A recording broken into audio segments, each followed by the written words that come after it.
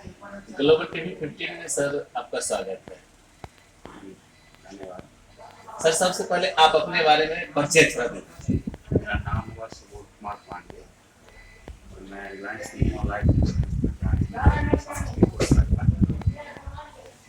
और मेरा और विगत 14-15 वर्षों से मैं लाइफ इंश्योरेंस मेरा परिचय। सर एक्चुअली में ये रिलायंस लाइफ इंश्योरेंस है क्या?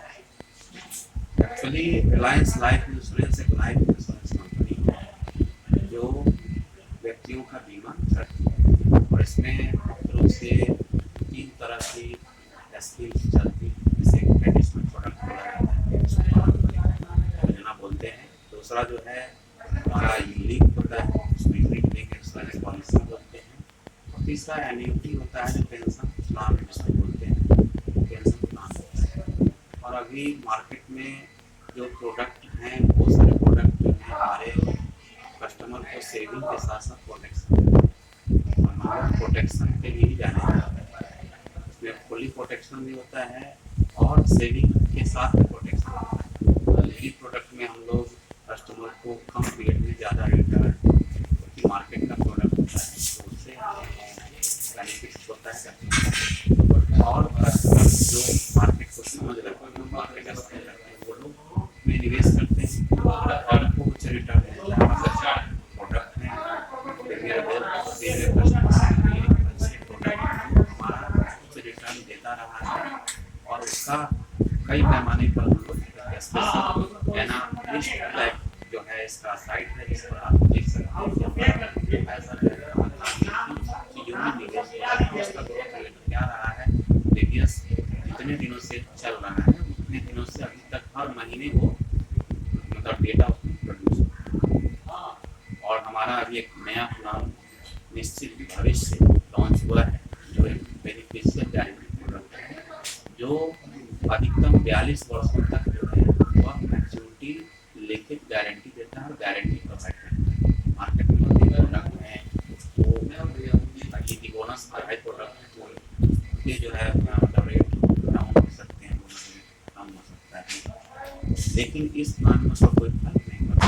और अभी से लेकर सोच सकते हैं कि 42 ईयर्स तक गारंटी किसी कस्टमर को उपलब्ध करवाना वो भी बीमा कवर के साथ बहुत बड़ी बात होगी।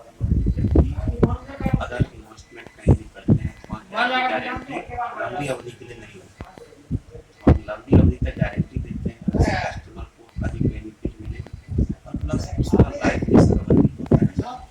ये हम लोग का मुख्य लाभकारी योग है।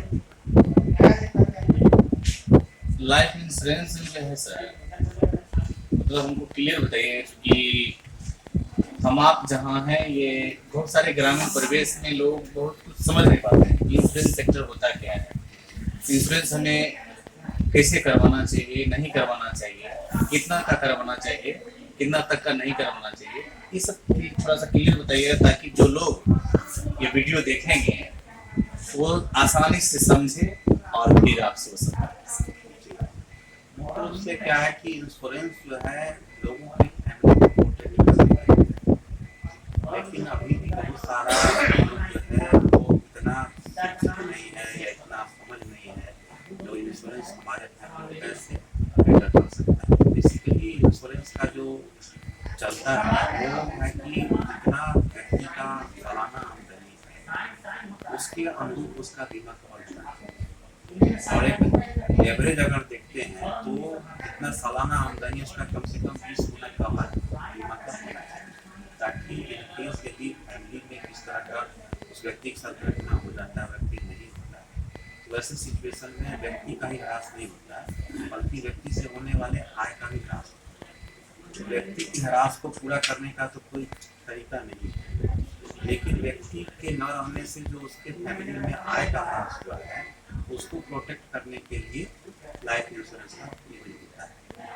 यदि वो है उसके पास तो उसकी फैमिली को उसके अनुरूप इनकम आता रहेगा और फैमिली पर किसी तरह का बर्डन नहीं आएगा। फैमिली जिस तरह से चल रही थी उस तरह से चलती रहेगी। अरे उस व्यक्ति की कमी खुलेगी, लेकिन फैमिली को और फाइनेंशियल दिक्कत नहीं आएगी। तो मुख्य रूप से बीमा का जरूरत इसी चीज के लिए। और बीमा को बोला भी गया है कि व्यक्ति के रहन सहन में परिवर्तन लाता है बीमा, क्योंकि वो सोचने की क्षमता डेवलप करता है कि हाँ, फैमिली में हम न भी हैं फिर प्रोटेक्ट करने के लिए हमारे पास प्रोटेक्शन उपलब्ध है, हमारी फैमिली कभी भी सड़क पर नहीं जा सकती। तो वैसे ही जब फैमिली प्रोटेक्ट होगी, उसका व्यवस्था पूरा होगा और इस तरह की सिचुएशन नहीं आएगी, तो समाज में जो है अभाव की सिचुएशन नहीं, गलत चीज़ों में लोग इन्वॉल्व नहीं होता। तो बेसिकली हमारे प्रधानमंत्री भी इसको प्रमोट करते हैं कि आज के समय में सेविंग के रूप में भी और प्रोटेक्शन के रूप में बीमा की बहुत आवश्यकता है, लेकिन इसको हर लोगों तक पहुंचा पाने की ज़्यादा आवश्यकता है, क्योंकि अभी इसके बारे में लोगों के पास ज़्यादा समझ नहीं है। लोग समझते हैं कि भाई बीमा का जरूरत क्या है हमारे लिए, तो उनको ये बतलाना है कि बीमा का जिस प्रकार हमारे जीवन में भोजन, वस्त्र, आवास, शिक्षा, स्वास्थ्य इत्यादि का महत्व है, उसी प्रकार हमारे जीवन में बीमा का भी उतना ही महत्व है और जरूरत से हम वो काम करें। तो ये बेसिकली, और हम ग्रामीण क्षेत्रों के लोगों को यह संदेश देना चाहेंगे कि वो बीमा को समझें और अपनी फैमिली को प्रोटेक्ट करने के लिए बीमा जरूर रखें, ताकि मुसीबत के समय में उनकी फैमिली के लिए वो काम आए। और हम लोग हैं ही उसी के लिए, हमारे बीमा अभिकर्ता, हमारे फील्ड मैनेजर और स्वयं हम ब्रांड मैनेजर रूप में भी इन सब चीज़ों में फील्ड में इन्वॉल्व रहते हैं, लोगों की बातों को भी जानते हैं,